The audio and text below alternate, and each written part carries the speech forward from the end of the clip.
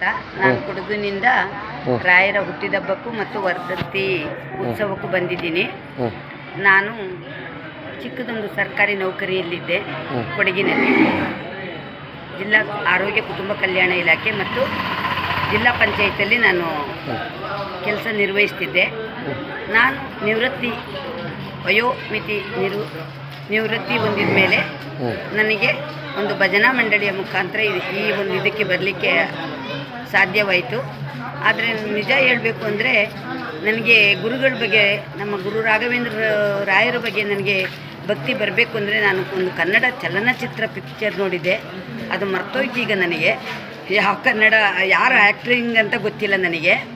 ಅದರಲ್ಲಿ ರಾಯರ ಭಕ್ತನಿಗೆ ಒಂದು ದೆವ್ವ ಹಿಡ್ಕೊಂಡ್ಬಿಟ್ಟಿತ್ತು. ಅವರು ಶ್ರೀಮತಿಯವರು ತುಂಬ ದೆಯ್ಯನ ಬಿಡಿಸ್ಲಿಕ್ಕೆ, ಭೂತನ ಬಿಡಿಸ್ಲಿಕ್ಕೆ ಇದು ಮಾಡ್ತಿದ್ರು. ಮತ್ತು ಯಾರು ಹೇಳಿದ್ರು, ನೀನು ಮಂತ್ರಾಲಯಕ್ಕೆ ಹೋದರೆ ನಿನ್ನ ಗಂಡ ಚೆನ್ನಾಗಾಗ್ತಾರೆ ಅಂತ ಹೇಳಿದರು.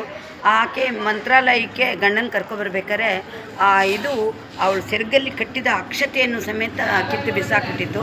ಆದರೆ ರಾಯರ ದಯದಿಂದ ಆತ ಭೂತ ಬಿಟ್ಟೋಗಿ ಆತ ಚೆನ್ನಾಗಾಗಿ ಗಂಡ ಹೆಂಡತಿ ಚೆನ್ನಾಗಿದ್ದರು. ಆ ಫಿಲಮ್ ನೋಡಿದ ಮೇಲೆ ನನಗೆ ರಾಯರ ಮೇಲೆ ತುಂಬ ಭಕ್ತಿ ಬಂತು. ನಾವು ಹೀಗೆ ಮಾಡಿದರೆ ಜೀವನದಲ್ಲಿ ಮುಂದೆ ಬರ್ಬೋದಲ್ವಾ, ನೋಡಿ ಎಷ್ಟು ಚೆನ್ನಾಗಿ ಇದೆ ಈ ಪಿಕ್ಚರು ಅಂತ. ಆ ಪಿಕ್ಚರ್ ನೋಡಿದ ಮೇಲೆ ನಿಜವಾಗ್ಲೂ ನನಗೆ ಮಂತ್ರಾಲಯದ ಮಹಿಮೆ ತಿಳಿದಿದ್ದು. ಹಾಗೆಯೇ ನಾನು ಗುರುವಾರ ನನ್ನ ಕೈಲಿ ಸಾಧ್ಯ ಆದಷ್ಟು ಮಾಡ್ಕೊಂಡು ಬರ್ತಿದ್ದೆ.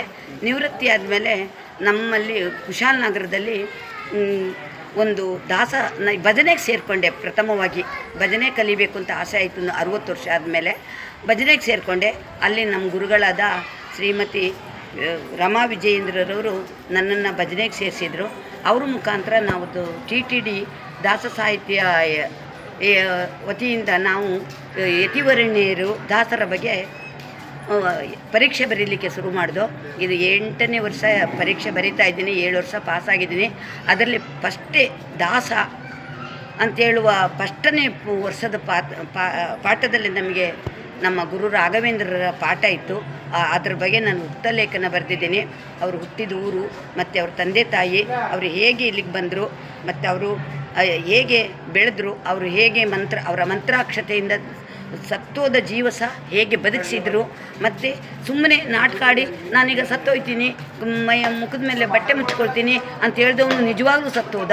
ಅದೇ ಸತ್ತಿದ್ದವ್ರನ್ನ ಬದುಕಿಸಿದ್ದಾರೆ. ರಾಯರ ಮಹಿಮೆ ಅಪಾರವಾಗಿದ್ದು ಇಡೀ ನಮ್ಮ ಭಾರತ ಮಾತ್ರ ಅಲ್ಲ, ವಿಶ್ವ ವ್ಯಾಪಿಯಾಗಿ ವಿಶ್ವದ ಪ್ರತಿಯೊಂದು ಕಡೆಯೂ ತುಂಬ ಅವರ ಹೆಸರು ತುಂಬಿದೆ. ಅವರ ಭಕ್ತರು ಅಷ್ಟಿಷ್ಟು ಜನರಲ್ಲ, ಅನಂತ ಜನರು, ಇವತ್ತು ಕೋಟಿ ಜನರು ರಾಯರ ಭಕ್ತರಿದ್ದಾರೆ.